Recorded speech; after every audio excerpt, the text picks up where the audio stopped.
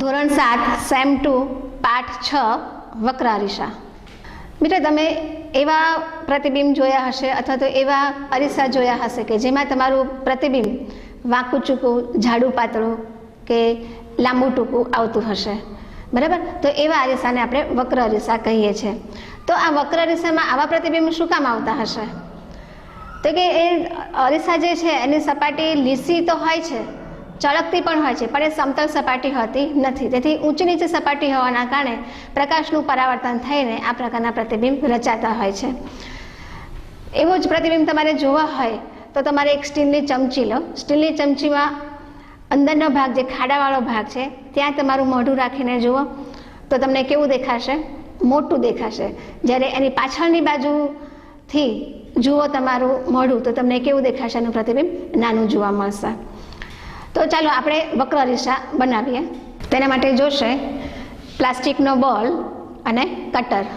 અને સૌપ્રથમ આપણે આ કટર દ્વારા બોલને વચ્ચેથી કાપી નાખીશું।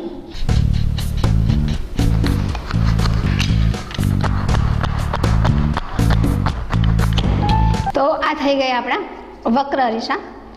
વક્ર અરીસા બે પ્રકારના હોય છે, અંતર્ગો અરીસો અને બહિર્ગો અરીસો। અરીસા છે એ કાચના પૂલા ગોળામાંથી બનાવવામાં આવતા હોય છે। આ જે દડો કાપેલો છે તેના અંદરના ભાગને જો ચળકતી સપાટી કરી દેવામાં આવે અને બહારના ભાગને કલર કરી દેવામાં આવે તો આ પ્રકારના અરીસાને આપણે કહીશું અંતર્ગોળ અરીસો। એવી જ રીતે બહારના ભાગને ચળકતી સપાટી કરી દેવાના આવે અને અંદરના ભાગને કલર કરવામાં આવે તો જે અરીસો બનશે એને આપણે બહિર્ગોળ અરીસો કહીશું। વક્ર અરીસાના બે પ્રકાર છે, અંતર્ગોળ અરીસો અને બહિર્ગોળ અરીસો। હવે આપણે અંતર્ગોળ અને બહિર્ગોળ અરીસાના પારિભાષિક શબ્દોની સમજ આપણે આકૃતિ દ્વારા મેળવીએ। તેમાં સૌપ્રથમ જોઈએ ધ્રુવ પી। તો વક્ર અરીસાના પરાવર્તક સપાટીના મધ્ય બિંદુને ધ્રુવ પી કહેવામાં આવે છે। ત્યારબાદ જોઈએ કે વક્ર અરીસા જે કાચના પોલા ગોળામાંથી બનાવવામાં આવ્યો છે તેના કેન્દ્રને વક્રતા કેન્દ્ર સી કહેવામાં આવે છે। ત્યારબાદ જોઈએ કે ધ્રુવ પી અને વક્રતા કેન્દ્ર સી વચ્ચેના અંતરને વક્રતા ત્રિજ્યા આર કહેવામાં આવે છે। ત્યારબાદ જોઈએ મુખ્ય કેન્દ્ર એફ। મુખ્ય અક્ષને સમાંતર આપત થતા કિરણો પરાવર્તન પામીને જે કેન્દ્રએ એક કેન્દ્રિત થાય છે તેને મુખ્ય કેન્દ્ર કહેવામાં આવે છે। ત્યારબાદ ધ્રુવ પી અને મુખ્ય કેન્દ્ર વચ્ચેના અંતરને કેન્દ્ર લંબાઈ એફ કહેવામાં આવે છે।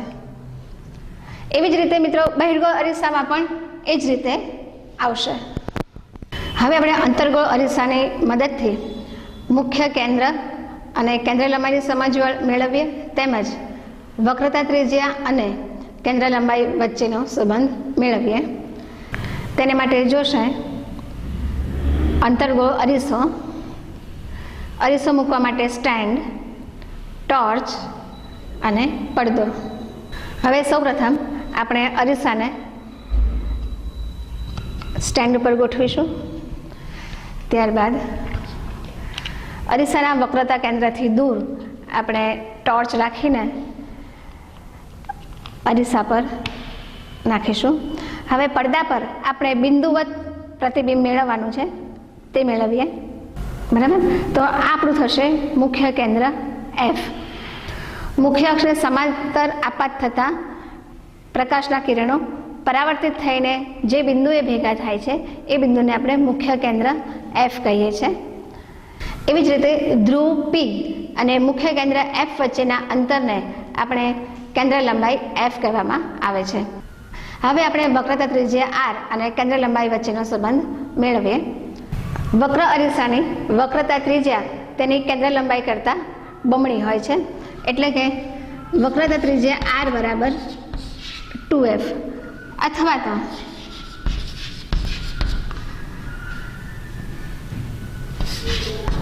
કેન્દ્ર લંબાઈ એફ બરાબર r/2। હવે ધારો કે આપણી પાસે કેન્દ્ર લંબાઈ છે, કેન્દ્ર લંબાઈ આપણને 10 સેન્ટીમીટર આપી છે અને આપણે વક્રતા ત્રિજ્યા શોધવી હોય તો આપણે આ સૂત્રનો ઉપયોગ કરી શકીએ। r બરાબર 2 અને કેન્દ્ર લંબાઈ છે આપણી 10, તો એની વક્રતા ત્રિજ્યા કેટલી થશે? 20 સેન્ટીમીટર. એવી જ રીતે આપણી પાસે વક્રતા ત્રિજ્યા આપણી પાસે 10 છે, તો તેની કેન્દ્ર લંબાઈ શોધવી હોય તો આ રીતે 5 સેન્ટીમીટર તેની કેન્દ્ર લંબાઈ આવશે.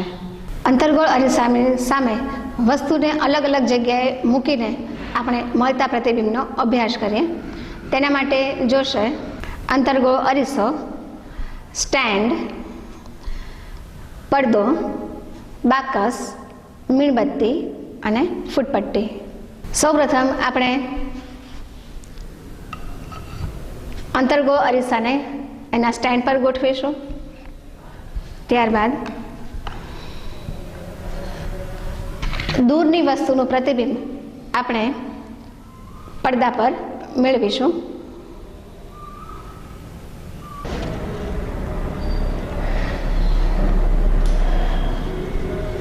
સ્ટેન્ડ પર અંતર્ગોળ અરીસો ગોઠવીને દૂરની વસ્તુનું પ્રતિબિંબ આપણે અંતર્ગોળ અરીસામાં લેવાનું છે અને પરાવર્તન થઈને પડતો જે પ્રતિબિંબ છે તે આપણે પડદા પર કેન્દ્રિત કરવાનું છે. અહીંયા દેખાય છે. હવે અંતર્ગોળ અરીસો અને પડદા વચ્ચેનું જે અંતર છે તે આપણે માપી લેવાનું છે, જે 6 સેન્ટીમીટર છે. આપણે દૂરની વસ્તુનું પ્રતિબિંબ પડદા ઉપર મેળવ્યું. અહીંયા એને માપી લઈએ. 6 સેન્ટીમીટર આપણું મુખ્ય કેન્દ્ર F થશે અને તેનાથી ડબલ એ વક્રતા કેન્દ્ર C થશે.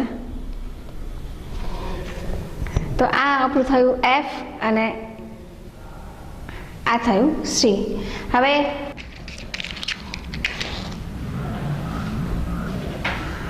અલગ અલગ જગ્યાએ મીણબત્તીને મૂકીને અંતર્ગોળ અરીસા દ્વારા મળતા પ્રતિબિંબ આપણે જોઈએ.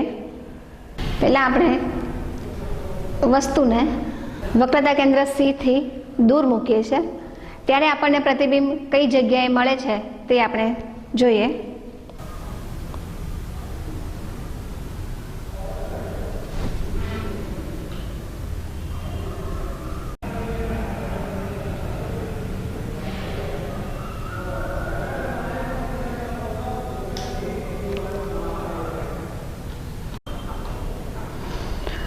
વક્રતા કેન્દ્ર C થી દૂર મીણબત્તી મૂકતા પ્રતિબિંબ વક્રતા કેન્દ્ર C અને F ની વચ્ચે મળે છે અને એ પ્રતિબિંબ કેવું છે તો વસ્તુ કરતાં નાનું, ઉલટું અને વાસ્તવિક પ્રતિબિંબ જોવા મળે છે.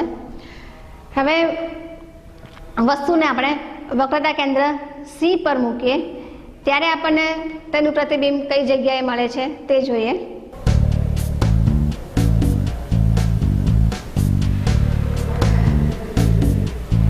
વસ્તુને વક્રતા કેન્દ્ર C પર મૂકતા તેનું પ્રતિબિંબ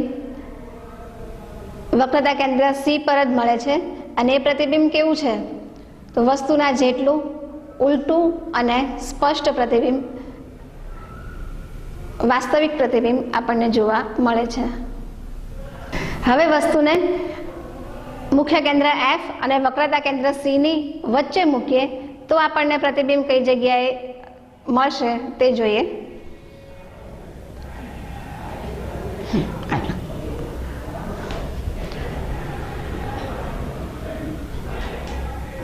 પ્રતિબિંબ આપણને વક્રતા કેન્દ્રથી દૂર મળે છે અને એ કેવું છે વસ્તુ કરતાં મોટું, ઉલટું અને વાસ્તવિક છે.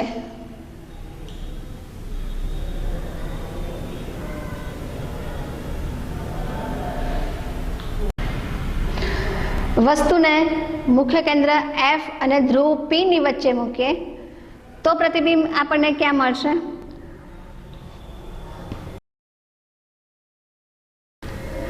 તો એ પ્રતિબિંબ આપણને ચત્તું, આભાસી અને વસ્તુ કરતાં મોટું જોવા મળશે. આપણે એને પડદા ઉપર જોઈ શકીશું નહીં કારણ કે તે આભાસી પ્રતિબિંબ છે. આભાસી પ્રતિબિંબને આપણે પડદા પર ઝીલી શકતા નથી. મિત્રો, પ્રવૃત્તિ આપણે બોર્ડ ઉપર આકૃતિ દ્વારા સમજી શકીએ છીએ તે જોઈએ. વસ્તુને અત્યારે વક્રતા કેન્દ્રથી દૂર મૂકેલી છે, એટલે મીણબત્તીમાંથી આવતા પ્રકાશના કિરણો મુખ્ય અક્ષને સમાંતર અંતર્ગોળ અરીસા પર આપાત થઈને મુખ્ય કેન્દ્રમાંથી એક કિરણ પસાર થશે, જ્યારે બીજું પ્રકાશનું કિરણ છે એ મુખ્ય કેન્દ્રમાંથી પસાર થઈ અંતર્ગોળ અરીસા પર પરાવર્તન પામીને અહીંયા બે કિરણો આપણને ભેગા મળે છે અને ત્યાં જે પ્રતિબિંબ થાય એ આપણે જોવાનું છે. આ મીણબત્તી છે અને આ મીણબત્તી છે, બંનેના પ્રતિબિંબમાં ફેર છે. આ મોટી છે, આ નાની છે. એટલે જ કે વક્રતા કેન્દ્ર સી થી દૂર વસ્તુને મૂકી હોય ત્યારે આપણને પ્રતિબિંબ કેવું મળે છે? નાનું, ઉલટું અને વાસ્તવિક પ્રતિબિંબ આપણને મળે છે. એવી જ રીતે અહીંયા જોઈએ, વક્રતા કેન્દ્રથી વસ્તુને અત્યારે વસ્તુ એટલે કે મીણબત્તીને અત્યારે આપણે વક્રતા કેન્દ્ર અને મુખ્ય કેન્દ્રની વચ્ચે મૂકેલી છે. હવે મીણબત્તીમાંથી પ્રકાશનું એક કિરણ અંતર્ગોળ અરીસાની સપાટી પર પરાવર્તન પામીને મુખ્ય કેન્દ્રમાંથી એક કિરણ પસાર થાય છે, જ્યારે બીજું કિરણ છે એ મુખ્ય કેન્દ્રમાંથી પસાર થઈ અંતર્ગોળ અરીસાની સપાટી પર પરાવર્તન પામીને અહીંયા બે કિરણો ભેગા મળે છે. બે કિરણો જ્યાં ભેગા મળે ત્યાં આપણે પ્રતિબિંબ જોઈએ તો કેવું મળશે? વસ્તુ કરતાં મોટું, ઉલટું અને વાસ્તવિક પ્રતિબિંબ આપણને પડદા પર જોવા મળે છે. મુખ્ય અક્ષ પી અને મુખ્ય કેન્દ્રની વચ્ચે મૂકીએ ત્યારે મીણબત્તીની ટોચમાંથી નીકળતા પ્રકાશના કિરણો અરીસાની સપાટી પરથી પરાવર્તન પામીને મુખ્ય કેન્દ્રમાંથી પસાર થાય છે, જ્યારે બીજું કિરણ છે એ વક્રતા કેન્દ્રમાંથી આપાત થઈ અરીસા પર પરાવર્તન પામીને પાછું જ એ વક્રતા કેન્દ્રમાંથી પસાર થાય છે. બંને કિરણોને જ્યારે આપણે લંબાવીએ અને બંને કિરણો જ્યાં ભેગા થાય ત્યાં આપણને મીણબત્તીનું પ્રતિબિંબ મળતો હોય તેવો ભાસ થાય છે. હવે એ પ્રતિબિંબ કેવું હોય છે તો કે વસ્તુ કરતાં મોટું, ચત્તું અને આભાસી પ્રતિબિંબ આપણને અરીસાની પાછળ જોવા મળે છે. વસ્તુને આપણે મુખ્ય કેન્દ્ર એફ પર મૂકતા પ્રતિબિંબ ક્યાં મળે તે આપણે જોઈએ.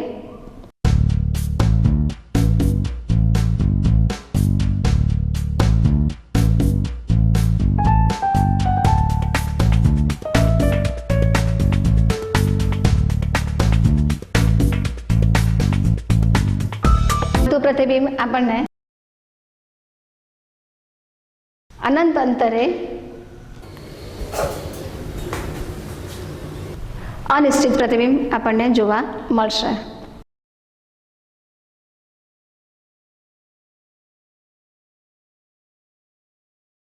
અંતર્ગોળ અરીસામાં જોવા મળતી પ્રતિબિંબની લાક્ષણિકતાને કારણે આપણે આ અંતર્ગોળ અરીસાનો ઉપયોગ વ્યવહારમાં ઘણી બધી જગ્યાએ કરતા હોઈએ છીએ. જ્યારે અંતર્ગોળ અરીસાને તેના મુખ્ય કેન્દ્ર પર મૂકીએ છીએ ત્યારે પ્રકાશના કિરણો મુખ્ય અક્ષને સમાંતર દૂર સુધી ફેલાતા હોય છે. તેના આ લાક્ષણિકતાનો ઉપયોગ આપણે મોટર ગાડીની હેડલાઇટમાં અંતર્ગોળ અરીસો પરાવર્તક તરીકે ઉપયોગ થતો હોય છે. આ ઉપરાંત ટોર્ચ અને સર્ચ લાઇટમાં પણ અંતર્ગોળ અરીસાનો ઉપયોગ પ્રકાશને દૂર સુધી ફેલાવવા માટે થતો હોય છે. બીજો ઉપયોગ જોઈએ તો પેરાબોલિક મિરરમાં સૂર્યના કિરણો પરાવર્તન પામીને તેના મુખ્ય કેન્દ્ર આગળ ભેગા થતા હોય છે અને ત્યાં ખૂબ જ ઉષ્મા ઉર્જા ઉત્પન્ન થતી હોય છે. આ લાક્ષણિકતાનો ઉપયોગ કરીને તેનો ઉપયોગ પેરાબોલિક સૂર્યકુકરમાં થતો હોય છે. ત્યારબાદ જોઈએ કે જ્યારે વસ્તુને ધ્રુવ અને મુખ્ય કેન્દ્રની વચ્ચે મૂકવામાં આવે છે ત્યારે પ્રતિબિંબ આપણને આભાસી, ચત્તું અને મોટું મળતું હોય છે. તેની આ લાક્ષણિકતાનો ઉપયોગ આપણે શેવિંગ મિરરમાં કરવામાં આવે છે કે જ્યાં આગળ પ્રતિબિંબ આપણને મોટું જોવા મળે છે. આ ઉપરાંત સંયુક્ત સૂક્ષ્મદર્શકમાં પણ અંતર્ગોળ અરીસાનો ઉપયોગ થતો હોય છે, જેને સ્ટેજ પર મૂકેલી સ્લાઇડને પ્રકાશિત કરવા માટે એ વપરાય છે. હવે આપણે બહિર્ગોળ અરીસામાં જોવા મળતા પ્રતિબિંબનો અભ્યાસ કરીએ. તેના માટે જોશે અરીસો મૂકવાનું સ્ટેન્ડ, બહિર્ગોળ અરીસો, મીણબત્તી, બાકસ અને પડદો. સૌપ્રથમ બહિર્ગોળ અરીસાને સ્ટેન્ડ પર મૂકીશું. તેની સામે મીણબત્તી સળગાવીને મૂકીએ. અરીસાથી થોડીક દૂર મીણબત્તીને મૂકીએ. હવે તેનું પ્રતિબિંબ લેવાનો પ્રયત્ન કરીએ.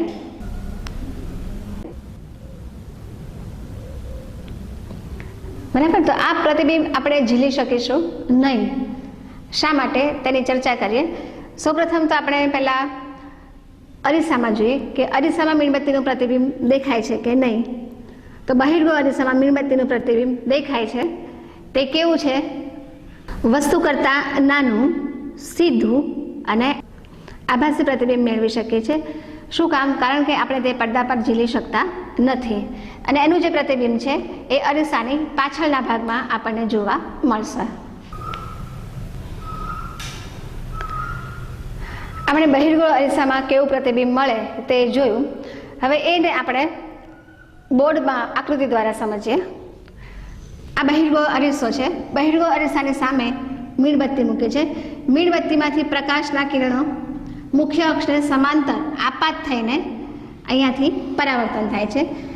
આ પરાવર્તિત કિરણોને પાછળની અરીસાની પાછળની બાજુ લંબાવતા તે મુખ્ય કેન્દ્રમાંથી પસાર થાય છે.